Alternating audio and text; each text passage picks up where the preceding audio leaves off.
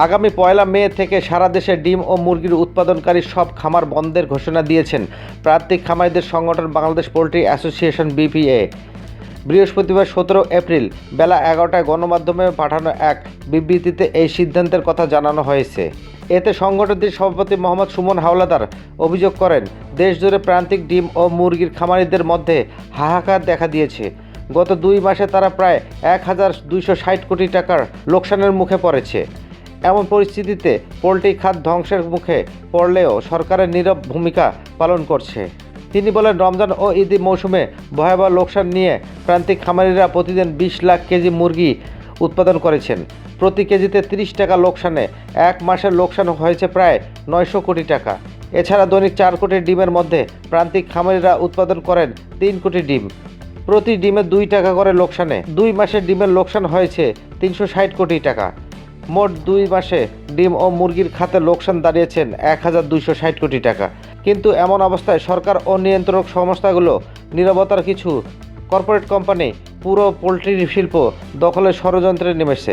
তারা শুধু ফিড, বাচ্চা ও ওষুধ নয়, ডিম ও মুরগির বাজারও নিয়ন্ত্রণ করছে।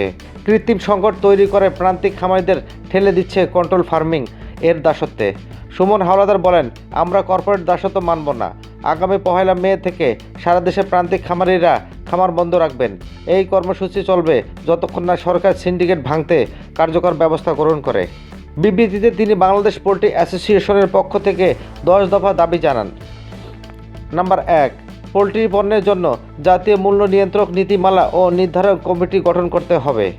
নাম্বার 2, কন্ট্রোল ফার্মিং নিয়ন্ত্রণের কঠোর আইন করে এটি নিষিদ্ধ করতে হবে। নাম্বার 3, পোলট্রি বাজার রেগুলেটরি অথরিটি গঠন করতে হবে। নাম্বার 4, ক্ষতিগ্রস্ত খামারিদের জন্য সরকারের পুনর্বাসন প্যাকেজ দিতে হবে। নাম্বার 5, খামারিদের রেজিস্ট্রেশন ও আইডি কার্ড দিতে হবে। নাম্বার 6, কোম্পানিকে কেবল কাঁচামাল উৎপাদনে সীমাবদ্ধ রাখতে হবে। নাম্বার 7, কন্ট্রাক্ট ফার্মিং ও কোম্পানি খামার নিষিদ্ধ করতে হবে। নাম্বার 8, কেজি ভিত্তিক ডিম ও মুরগির বিক্রির নীতিমালা প্রণয়ন করতে হবে। নাম্বার 9, ডিম মুরগি রপ্তানির সুযোগ বৃদ্ধির পদক্ষেপ নিতে হবে। নাম্বার 10, এবং পূর্ণাঙ্গ পোলট্রি উন্নয়ন বোর্ড গঠন করতে হবে।